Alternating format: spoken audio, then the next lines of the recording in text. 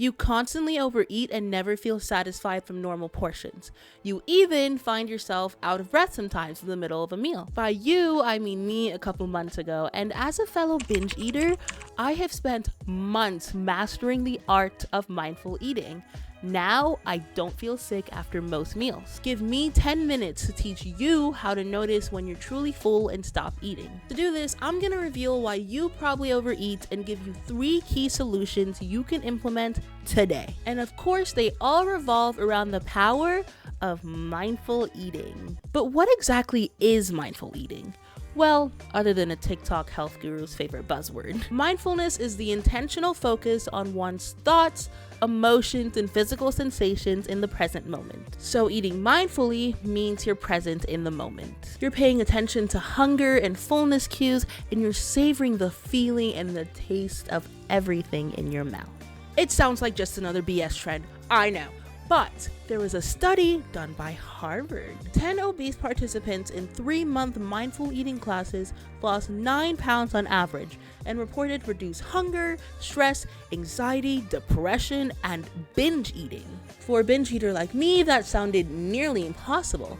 But what if I told you you actually practice mindfulness pretty consistently? Think about when you listen to and appreciate the songs to build your Spring 2024 playlist, or when you're in tune with the birds singing on your hot girl walk. So how do you do that, but with food? Well, the first and most important way is to slow the heck down. I get it. I have 3 brothers and it's like a battle royale to get food. But if you want to not hate food like you do now, you have to redefine how you enjoy it. Current you eats in a hurry while watching YouTube or Netflix, and after about 5 minutes, wonder where your food went.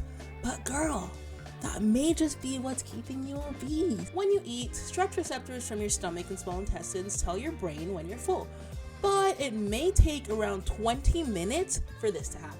Eating too quickly or while distracted may lead to overeating because your brain just doesn't have enough time to register your fullness and enjoy your food. Eating slowly allows you to savor your food and gain satisfaction. Now, I'm not gonna tell you have to chew 40 times, because no. There are 100 hacks you could try, but there is one that helped me the most, and it's very simple.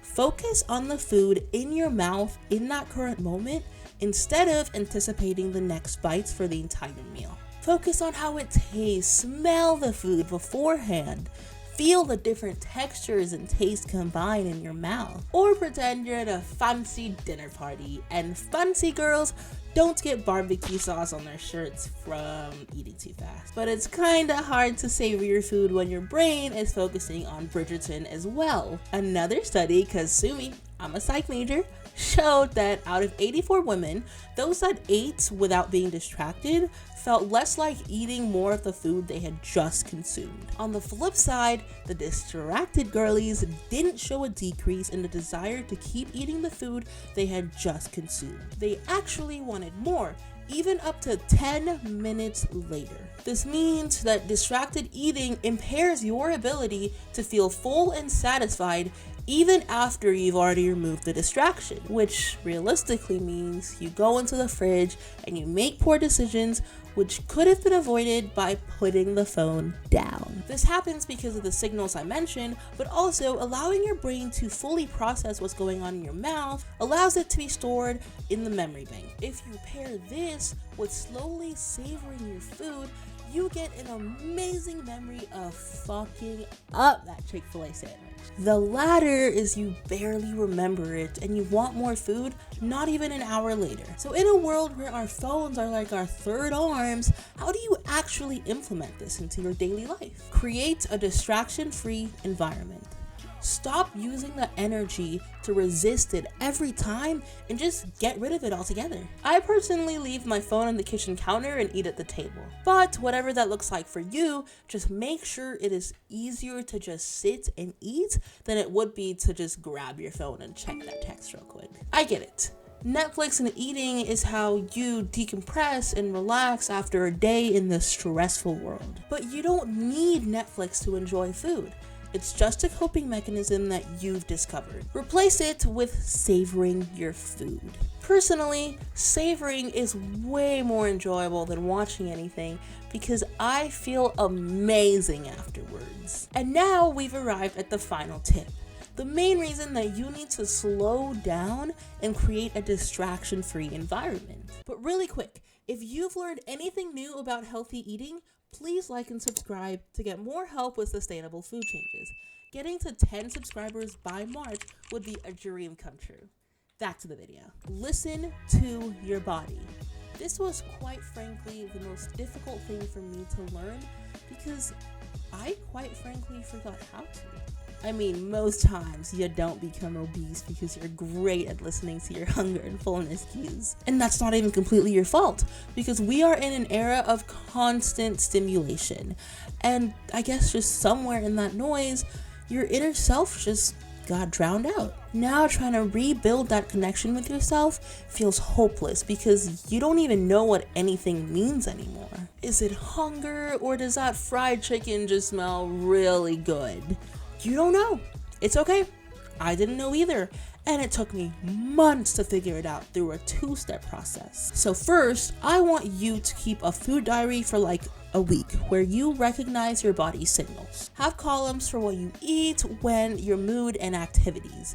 There are great online diaries that I will put in the comment section or just use some plain old pen and paper. After a few days, highlight habits that you believe were you misinterpreting something as hunger, like being bored or being around that really good fried chicken. Then make a list of your triggers like stress or just habits you formed over time. Also, highlight where you ate because of true hunger. Things like stomach growling, low energy, problems focusing, headaches, stuff like that. Good job on listening to those. Now for the fullness part.